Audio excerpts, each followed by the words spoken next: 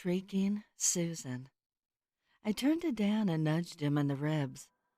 Hey, did I ever tell you about Shrieking Susan? He groaned.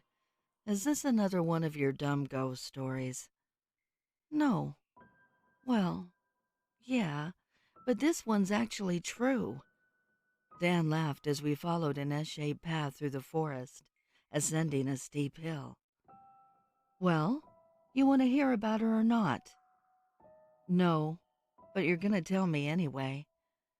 Okay, so the story goes, she was a beautiful young woman who lived just outside this forest. Several hikers passed us by as they made their way down, rushing to get home before dark. One night, she was walking home alone when a lady holding two hiking poles interrupted me. It's getting dark, fellas, and the path's a bit tricky up ahead. You should probably... Say, are you guys twins? Dan and I gave each other a look that said, not again. He turned to the lady. No, we both just so happen to be in this exact same spot at the exact same time and look exactly alike. Crazy, huh? She shook her head and walked off, muttering under her breath. I picked up a rock and threw it at a hedge. Several birds took off.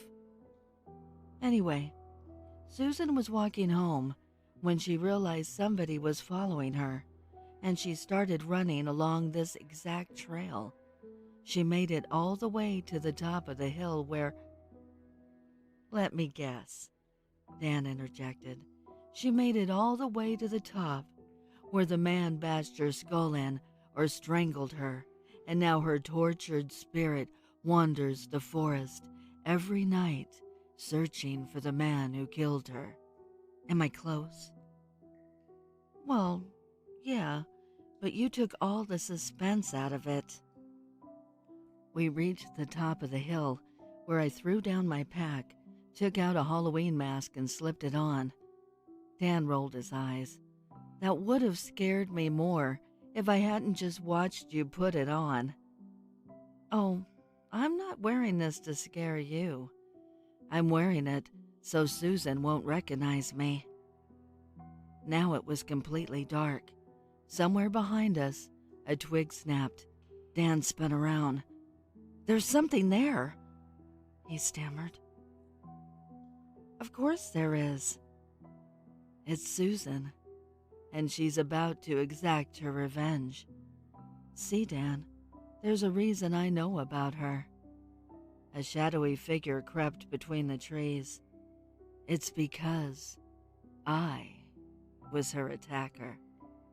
From beyond the trees there came a piercing shriek, and rather than risk bumping into her somewhere down the line, I thought it would be safer to help her spirit find peace. Dan's jaw dropped as a ghastly figure with bone-white skin and dark, sunken eyes stepped onto the path. He traveled backward until he tripped over an exposed tree root and fell. Then Shrieking Susan charged towards him, arms outstretched. Wait! Dan screamed, pointing at me. It's him! He's the one who... Before he could finish, Susan's long fingers closed around his throat. Rules for hiking. I paused at the trailhead to read the sign. Rules for the hike.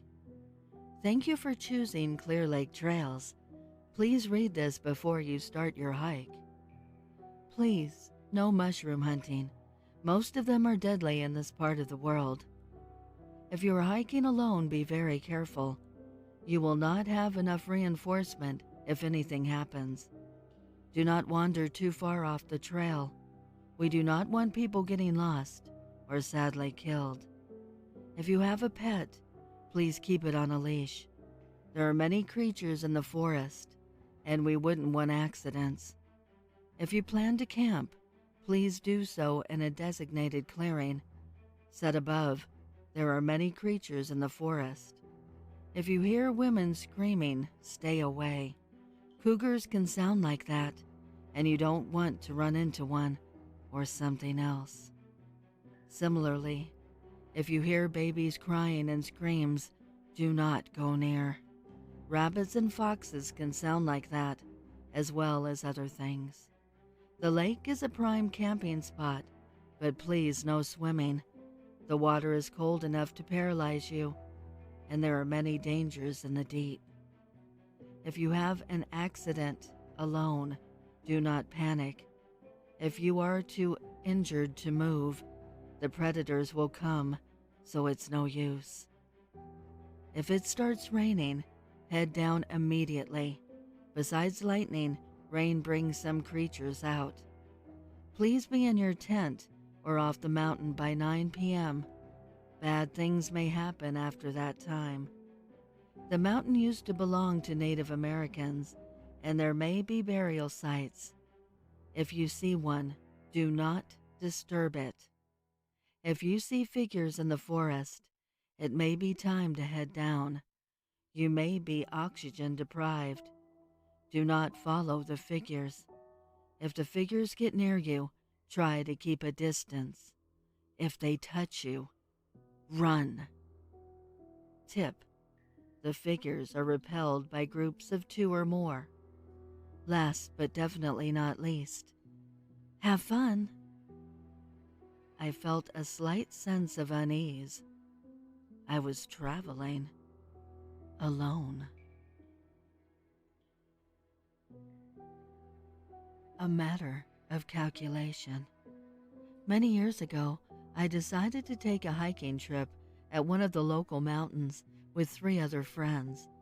As most of us were afraid of the sweltering afternoon heat, I suggested that we rest during the daytime and then begin climbing at night. When the darkness arrived, we set out on our journey after dinner at around 8 p.m. It was almost a freezing night, and as we went higher up the mountain, the air caused us to shiver one by one. About 3 hours later, one of us couldn't continue anymore since the cold was painfully biting into his flesh. I, therefore, had to propose a break at a dilapidated hut just right ahead.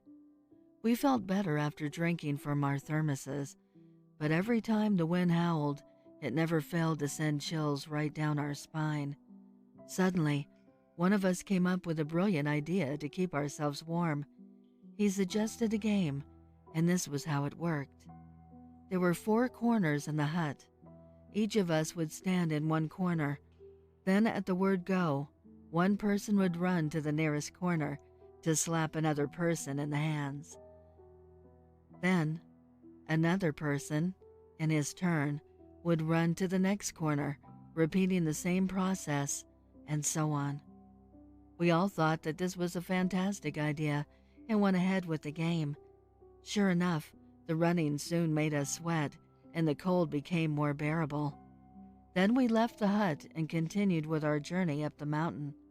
Within half an hour, one of us turned pale and paused in his track without warning.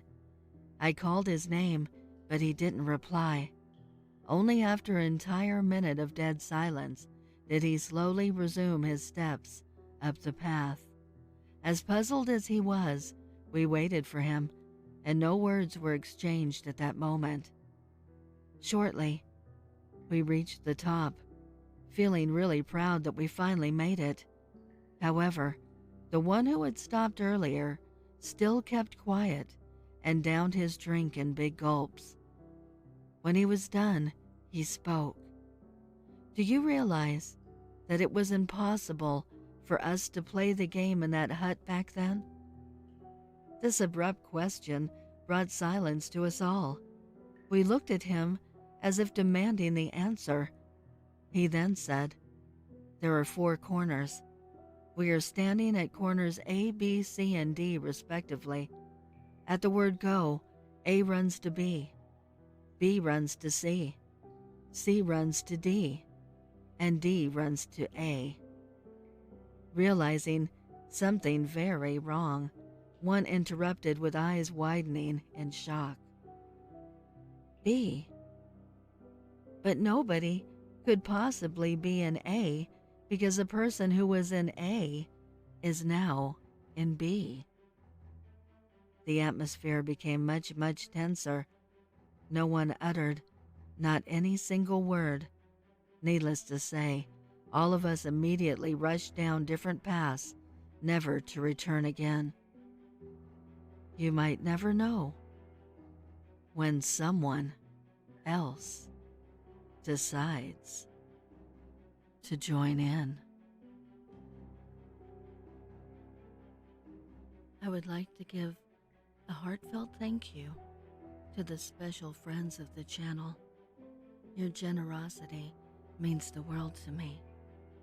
If you would like to support the channel, the link is below in the description. Also, please send me your stories to duchessofdarkness27@gmail.com.